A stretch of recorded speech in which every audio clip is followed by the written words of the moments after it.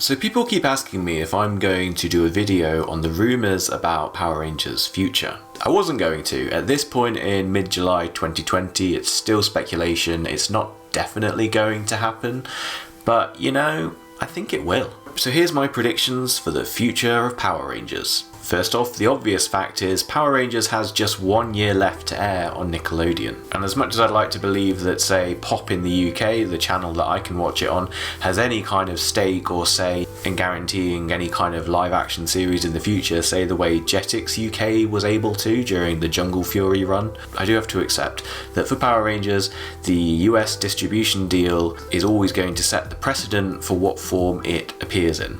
That's why the episode order got cut to 22 episodes a year under Nick and went into the biennial series pattern. But we currently expect that Dino Fury is going to break this, 22 episodes and out, a 1 year Sentai adaptation again. It didn't really work that well for Megaforce or Super Megaforce, but sure, let's see what Hasbro have got. Then what happens? What happens when Power Rangers runs out of track ahead of it? Do Hasbro negotiate another deal? Do they move to another channel or possibly streaming service? What even are the reasons for Hasbro to carry on doing the show as it's always been done? Well, I think there's one major one. It's reliable. I think all those long-standing fans are kind of guilty of accepting and encouraging this reliability. Like the seasons themselves, Power Rangers in a large part follows a reliable clockwork pattern, which has only had occasional tweaks throughout the decades. Sure, there are only a third as many episodes that air annually now as from when the season first started, but kids also have the internet and access to a pretty hefty back catalogue of the brand, more than enough to entertain them for several years of childhood. The new episodes today look eerily similar to the majority of the archive material, just weaves the fabric of the whole endeavour together. Especially from season 21 onwards, we've seen several nods to the past timeline of the show, which only serves to make things even more cohesive. The most recent season of Beast Morphers even tied up an 11-year cliffhanger involving the main villain of RPM. That was so impressive to me. To think that one series was able to cause an effect on another was probably about as close as this show gets to poetry. Tying all these things together, showing that despite occasionally being separated by different dimensions, the Morphin Grid unites the entire franchise, and that different teams can still cross over. Literally naming an episode Grid Connection has shown that as different as it sometimes seemed, the entire Power Rangers live action run links. So you know, in a way, this is actually kind of a good time to start again, because Hasbro are doing some serious, and I'm sure deliberate, cleaning house and tying off loose ends, as well as providing some quite neat mirror bookends to it, starting from the Saban reign when Tommy came back in Super Ninja Steel, to Jason coming back in Beast Morphers, and also potentially ending where it began next year with the dinosaurs theme again. So why might Hasbro be doing this? Well, I think it's become quite obvious that we've been in an era of transition ever since Bandai lost the license and Hasbro acquired the brand. I also think the last few years have shown even Saban developing an increasing frustration with what's on offer through the source footage from Japan. Changing the adaptation order, breaking the pattern of more than 2 decades, everything we thought we knew has been carefully deconstructed over the past couple years. Power Rangers was stuck in the passenger seat next to the driver Super Sentai for decades, and obviously Saban and Disney and Saban, again, autonomously adapted each one, hoping as ever for some form of lightning to strike twice and get another breakout hit like they had with Mighty Morphin. But despite some fluctuations in popularity, I think this long-running experiment has proven that's unlikely to happen again. And I think especially in the last 10 years, I think it's become increasingly obvious that Mighty Morphin, for the most part, is Power Rangers. It's the most iconic version of these characters in much the same way that Optimus Prime is for Transformers. They can naturally introduce 1,000 more Transformers after him, but as soon as a new series or film comes out, people are naturally going to ask, so, where's Optimus Prime? Look at the backlash to the new Star Wars movies. The only thing worse than only having new characters is ruining your old ones. Hasbro might want to take note of that if that's their plan for the Power Rangers movie. I do appreciate that's all a sweeping generalisation, and if you're a proper Transformers fan, you'll be much more open to new versions of characters. But for mainstream mass market appeal, I think that's where things are. Even with The Mandalorian, a unique series set in the Star Wars universe, it relied on reusing old locations from the movies and cheated somewhat with what's become popularly known as Baby Yoda, despite only ever being acknowledged as the child on screen. People need checkpoints, they're landmarks of familiarity, except that's where we are, and that's where we need to be for Power Rangers. Hasbro are likely going to leverage those assets and incorporate them into the main output, because it's been proven time and time again that new stuff just doesn't stoke the fires quite as well. And Hasbro have been very upfront in saying they're trying to build this brand.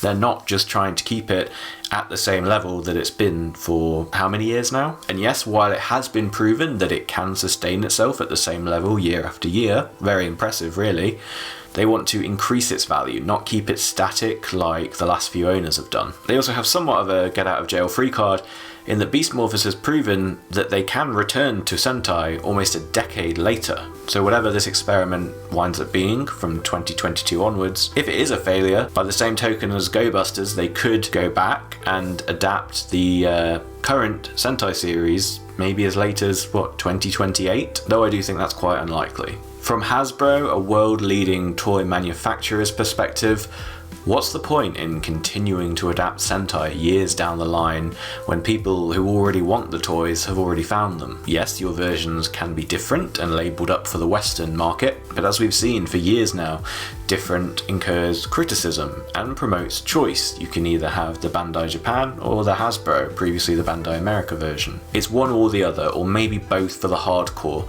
but that's definitely, again, not what the mass market are going to do. They're not going to import a different version of the same toy from Japan. It also means that unfortunately there's just no surprises, because everybody can just quickly search what happens next in the Sentai and go along the entire timeline of the show's releases that way. And then if ever they don't adapt something, be it a Ranger or a Zord, there's disappointment. Look at Death Ryuga or the Green Frog from Go Busters. The world is just so much more connected now than we were in 1993. It's just not the done thing anymore that you see something happen on one side of the world, a TV show and a toy line, you wait a few years, then bring out some cheaper feeling versions of both. No wonder it's becoming a harder sell. And of course Bandai had ties to both properties, Super Sentai and Power Rangers. While that was a great advantage in one way to ensure consistency in communication, it was actually a neat disadvantage in another way. Despite being just the toy manufacturer, they effectively held all the cards and could sort of strong-arm Saban to stick with the format.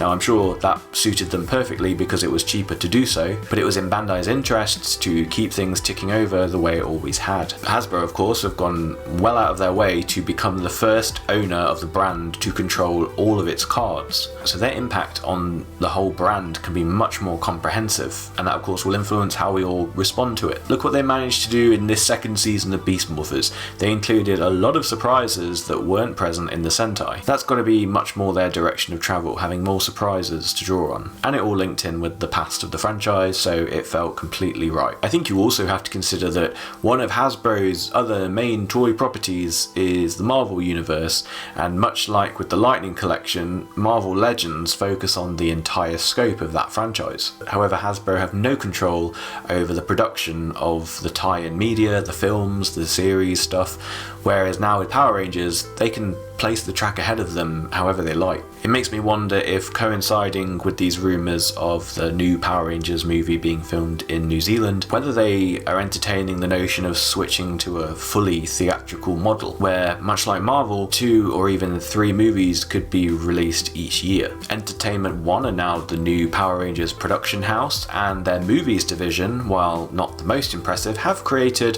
full-scale proper blockbusters, even recent ones like Midway, as well as smaller low-budget money-saving ones that have done really well, like Insidious. Power Rangers used to be able to make over 40 episodes of a TV show in just under 1 year.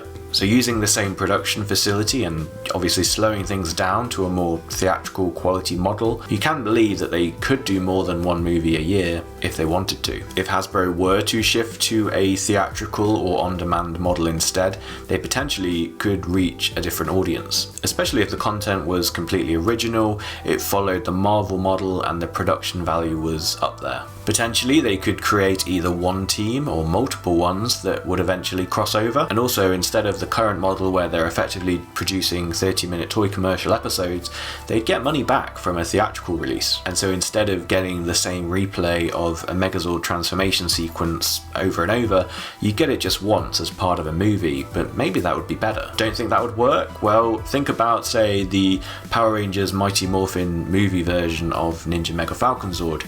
We only saw that once, but I really think I remember it just as vividly as I do the TV series version that appeared throughout the majority of Season 3. We also only saw the 2017 Power Rangers movie Megazord once, and I can definitely remember that more than I would like to.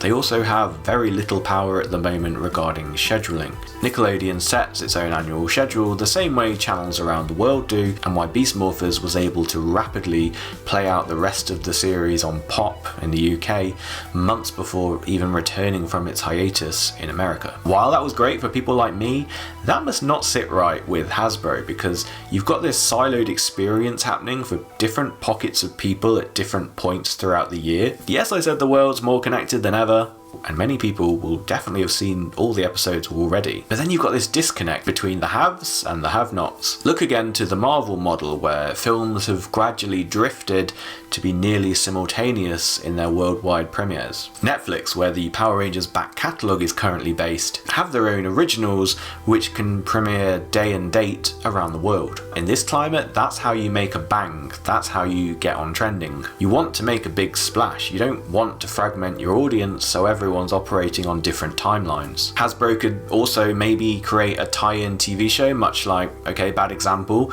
but the original premise for the Agents of S.H.I.E.L.D. from Marvel, or the police drama series set in Matt Reeves' Batman universe that's allegedly coming to the HBO Max streaming service. There could be a Power Rangers mini-series that premieres at the same time around the world each week, imagine that. It could be more of an event series like The Mandalorian. Something like that, done carefully, could dance the line between cool for adults, but also safe for kids. The mainstream world has become increasingly reliant on these big impact events to make an impression. Pop culture is alive and as strong as ever, but breaking into it is even harder than ever. The biggest pops Power Rangers have gotten in the last few years has been its surprises. Be it returning characters, the original concept art from the 2017 movie, or the comics with Lord Draken and the idea of a darker offshoot universe. What gets people's attention is the original content. It's not really the reveal of how we're copying what happened in Japan several years before.